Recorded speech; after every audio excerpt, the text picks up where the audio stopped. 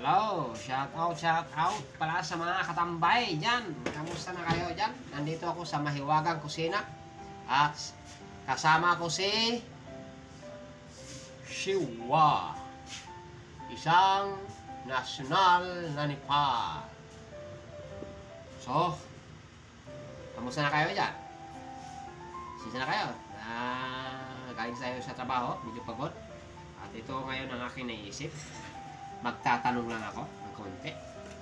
At sasagutin ko rin ang tanong ko.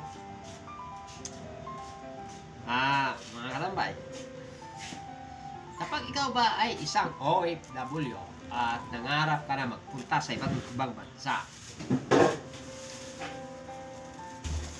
ano bang pwede natin ihambing? Kasi may naisip ako na pwede natin ihalin tulad sa isang ibon na mayroong pugad. Tao tayo.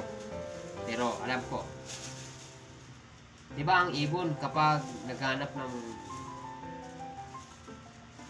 yung ating palang pag-a-abroad, pagiging OFW, punta tayo sa iba't ibang bansa sa kanya. Alam ko mga nakaka-relate lang nito yung mga OFW na katulad ko. Yung habang itinatagal mo rito, halimbawa sa loob ng 2 taon, uuwi ka, magbabakasyon ka dahil gusto mo makita ang pamilya mo. Di ba pwede natin ihalin tulad sa isang ibon na mayroong pugad ang buhay ng isang OFW? Kasi pag umalis ka, puno ka ng pangarap. Umalis ka dahil sa iyong pangarap na mabigyan mo ng magandang buhay ang iyong mga anak, ang iyong pamilya, di ba? Kaya tayo nag-uwi ng ibang bansa dahil naghanap tayo ng trabaho. Tapos makita natin ng ibang na puban tayo, nakapag-apply na tayo, nakaalis na tayo. Punong-puno tayo ng magandang pangarap para sa ating pamilya. Ganon ang pagkakaintindi ko, di ba? So, alam ko ganon din yung pagkakaintindi o ganon din ang pangarap nyo sa inyong pamilya, di ba? Mapapaganda yung buhay.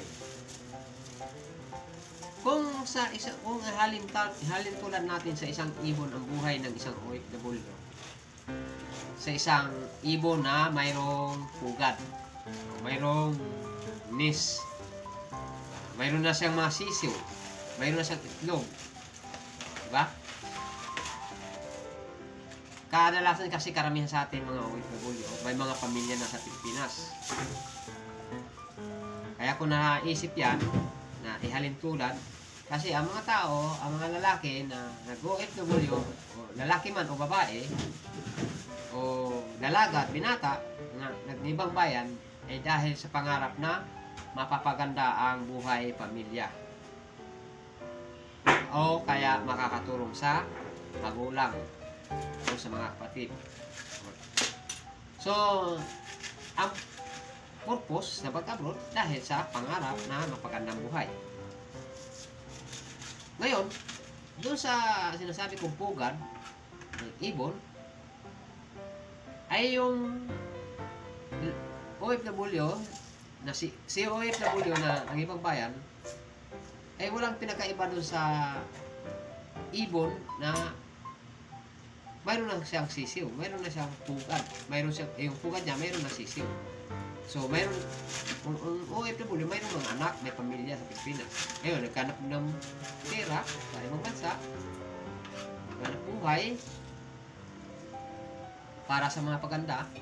Ayun, yung pugad, yung tayo mga OFW ay walang pinakaiba tayo sa ibon na naghahanap ng pagkain para sa mga anak, para sa pamilya. So, kung iisipin mo, yung ating pagsisikap, paghihirap dito, ay lahat ng yan ay para sa pamilya, magandang bahay, makapagtapos sila ng pag-aaral, diba, ganon? So, wala tayong pinakaiba sa mga ibon na naghanap ng pagkain para sa mga inakay. Agree ba kayo? So, yung agree, yung sang-ayon, pwede lang comment kung anong may dadagdag nyo, kung anong masabi nyo, ipa-vlog ko. O, diba? Suggest na kayo mga katambay. Comment lang kayo dyan. Dyan sa baba. So, yung itinagal ko rito sa ibang bansa, ang paghanap buhay para sa pamilya, para sa mga anak, mabigyan sila ng magandang buhay. Pero, sa isang OFW, wala din pinagkaiba sa ibon na naghanap ng pagkain na mayroong nagtatambang na mga maninila din. Hindi din. Kaya sa OFW, mayroong hindi masinso sa buhay. Mayroong nagiging sagabal sa buhay. Mayroong hindi pinalad sa pag-abroad. Kasi marami siyang problema at kagaya ng minaltrato ng mga amo. Kagaya ko, nadili ang sahod namin dahil sa pandemic. So, nagsasakripisyo yung aking mag-iina dahil wala akong nagpapadala. Kung sa mga ibon naman di ba, habang lumilipad sila, mayroong hindi nila inaasahan na mayroong magtitirador, mayroong mananakit din sa kanila, mayroong maninila sa kanila. Hindi nila alam yung kanilang kahinatnan habang nasa impapawid sila. Ganon din ang OFW na nandito ng ibang bayan, lumipad papunta sa ibang bansa para maghanap buhay para sa pamilya. So, merong pinalad at kadalasan ay hindi pinalad, kundi nasawi, napahamak, hindi kinaya yung trabaho. Di ba? Ganon. Kaya mahirap talaga ang magiging isang OFW. Ang dami mong kalaban. Una, magkakasakit ka. Number 1 na yung homesick doon. Homesick. Hindi mo alam yung hinatnan mo kung mapapabuti ka o mapapahama o mapapasama. Kadalasan sa mga babae, minamaltrato ng amo, sinasaktan, inaabuso ng amo. Diba totoo yan? So, kadalasan talaga, lalo na sa mga kababaihan, napapahamak sila sa pangiging bansa. Na kadalasan talaga dyan yung mga minamaltrato, sinasaktan. So, kadalasan naman sa aming mga kalalakihan, hindi pinasasahod, over sa trabaho, delay ang sahod. Diba?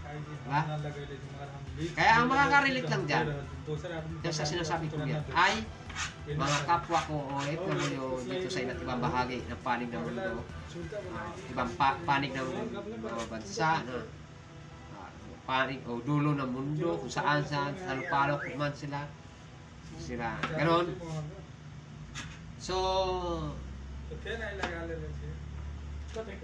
kalahati kalahating porsyento o kadalasan man ay napapahama sa pangingpambayan. Kasi kung sa atin naman, hindi naman sapat, hindi sapat yung kinikita sa atin. Kasi may unang-una, pamasahe mo, kung malayo ang bahay mo, pamasahe, pagkain mo, panggirinda mo, pamasahe na naman uli. Tapos, tax, bawasan ng tax, contribution ng SS. So, halos lahat, kaunti na lang napupunta sa pamilya o na ipon. Hindi naman lalo kagaya ko, hindi malaki ang sahod, hindi naman nakatapos naman sa pag-aaral. Kasi mahina naman yung ating kaisipan, yung ating kakayanan. So, maliit lang talaga ang kikitain natin trabaho. O sasahurin natin kung nasa Pilipinas. Although kahit naman dito, maliit pa rin kasi hindi naman rin nasa kontrata na pipirmahan mo. Sugal. Kaya nga matatawag natin na ang pag-ibang bayan ay sugal. So, lahat mga katambay, yung mga magko-comment lang dyan sa aking video na ito, mag-comment lang kayo dyan kung anong maganda, kung tama ba ang mga pinagsasabi ko sa buhay natin bilang isang OFW. Mag-comment lang kayo dyan. At yung mga hindi pa nakasubscribe at yung mga manonood sa aking video, mag-comment lang. Ayan. Sumilip naman si aking kaibigan. So, mga katambay, shoutout sa inyong lahat. Sana'y nasa mabuting kalagayan tayong lahat. At magkita-kita-kits tayo pagdating uwi ko ng Pilipinas. Okay? Hanggang dito na lang mga katambay. Yung mga sinasabi ko, mag-comment yung sa pagbablog ko ito, sa aking video na ito. Huwag naman kayo maging hit yung notification bell. Huwag naman yung hater sa aking vlog. Hit notification naman dyan. Okay? Maraming salamat. Hanggang dito na lang. Bye bye mga katambay. Bye bye.